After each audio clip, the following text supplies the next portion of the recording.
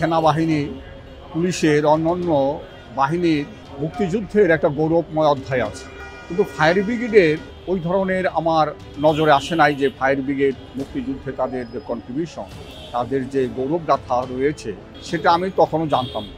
তখন পরিক্রমায় পথ চলতে চলতে রবিউল আওয়াল নামে এক ফায়ার ফাইটারের সাথে আমার দেখা হয়। উনি একটু খুঁড়ে খুঁড়ে হাঁটেন। আমি উনি যাতে কষ্ট না পান ওই কথা মাথায় রেখে আমি তাকে জিজ্ঞেস করলাম, ভাই আপনার হাঁটার সমস্যা কী? উনি বললেন যে 1971 সালে 25শে মার্চ আমি পলাশী ফায়ার স্টেশনে কর্মরত ছিলাম। ওই সময় পাক বাহিনী আমাদের ব্যারাকে ঢুকে আমাদের সারিবদ্ধ দাঁড় করিয়ে আমাদের গুলি করেছিল।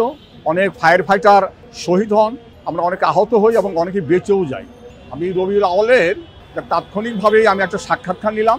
সে সাক্ষাতের মূল প্রতিপাদ্য ছিল 1971 পলাশী যে তারা প্রতিরোধ করেছিলেন, সেই প্রতিরোধ যুদ্ধে কতজন মারা গিয়েছিলেন এবং তারা আহত হয়েছিলেন এবং কতজন বেঁচে ছিলেন।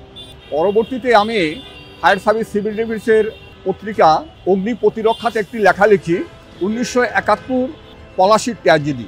এই লেখাটা তৎকালীন মহাপরিচালক মহোদয় ব্রিগেডিয়ার জেনারেল আবু নাঈম মোহাম্মদ শাহিদুল্লাহ সাহেবের নজরে আসে। উনি এই লেখাটা পড়ে উনি আমাদেরকে নিয়ে একটা মিটিং করলেন। সেখানে এক আর্কিটেক্ট ছিলেন, ওনার নাম হলো তাজউদ্দিন আহমেদ। সেই মিটিংয়ে আমাকে জিজ্ঞেস করলো বাংলাদেশ ফায়ার ব্রিগেডে কতজন লোক শহীদ হয়েছে। তা আমি এক্সাম্পলি বললাম যে 35 জনের মতো, 30-35 জনের মতো। তো উনি বিস্মিত হয়ে বললেন, ওই আর্কিটেক্ট, তখন তো ফায়ার ব্রিগেড খুব ছোট্ট পরিসরে ছিল, তাহলে এত অ্যাচিভমেন্ট। পরবর্তীতে এই শহীদ স্মৃতি স্তম্ভ করার একটা ওখানে প্রস্তাবনা হলো, তাহলে কোথায় এটা করা যায়? আমি বললাম, স্যার ফায়ার ব্রিগেড হেডকোয়ার্টার সারা বাংলাদেশ থেকে তাদের কাজের উপলক্ষে তারা হেডকোয়ার্টারে আসে। আর একটা হলো স্যার, ট্রেনিং কমপ্লেক্সে যারা ভর্তি হন তারা টেনিস অবস্থায় তারা আমাদের মুক্তিযুদ্ধের গৌরবগাথা জানতে পারবে। তখন ওই মিটিংয়ের সিদ্ধান্ত হলো তাহলে ট্রেনিং কমপ্লেক্সেই স্মৃতিসৌধ নির্মাণ করা হোক। মিটিংয়ের পরেই আমি বাংলাদেশে ঘুরতে লাগলাম কতজন আমাদের ফায়ার ব্রিগেডে শহীদ হয়েছে। আমি একটা কালেকশন করলাম, আমাদের ফায়ার ব্রিগেডে শহীদ হয়েছিলেন 35 জন, 35-36 জন। তাদের নাম, গ্রাম, তাদের একটা ঠিকানা সহ আমি নাম ঠিক করলাম, তালিকা করলাম। এবং যখন এই শহীদ স্তম্ভ যখন নির্মিত হয়, তখন এই শহীদ অগ্নিসেনাদের তাদের আত্মত্যাগ, গৌরবগাথা, বীরগাথা নিয়ে আমার একটা কবিতা আমি কী করলাম, অগ্নিসেনা নামে। সেটা পরে আমরা এই স্মৃতিস্তম্ভকে আমরা এই ফলক উৎকীর্ণ করেছি যে তোমরা চিরদিন বাংলা মায়ের বীর ছেলেরা দীপ্ত অমলিন।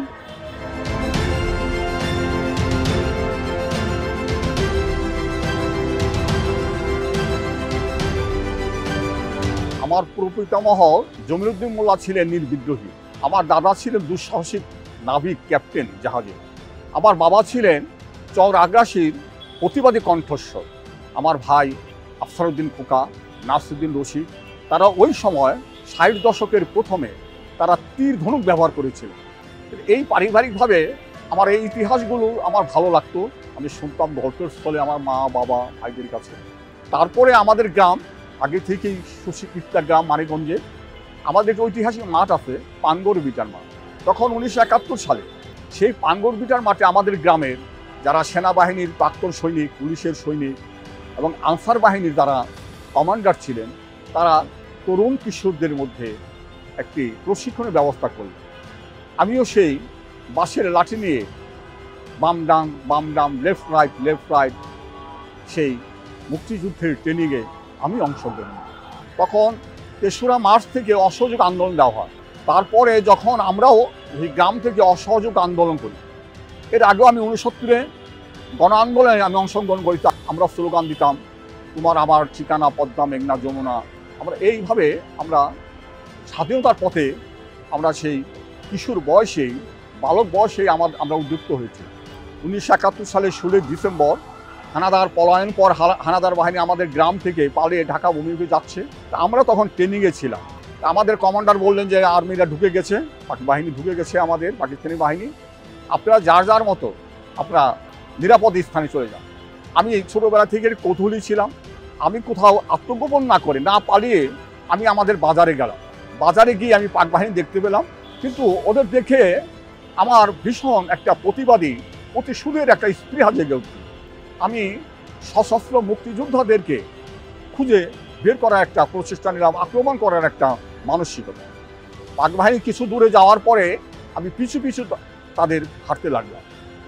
আমাদের ওখানে ধলেশ্বরী নদী আছে, সেই নদী খেয়াঘাট পার হওয়ার সময় আমি সেদিন তাদেরকে আত্মসমর্পণ উদ্ধত্ত কণ্ঠে আহ্বান জানিয়েছিলাম, হাতিয়ার ছোট দাও, ডাল ছোট দাও।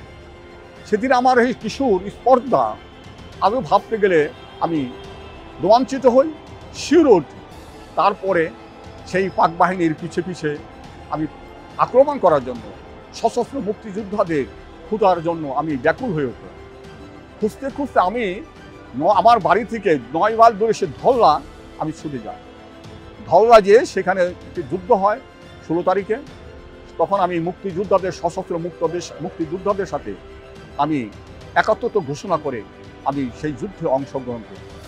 সেই যুদ্ধ শেষে জানতে পারলাম যে অনেক সাধারণ মানুষ নিহত হয়েছেন, শহীদ হয়েছেন, এবং একই বাংকারে রমেশ, আনিস, রমি, শরীফ নামে 3 জন মুক্তিযোদ্ধা একই বাংকারে তারা শহীদ হন।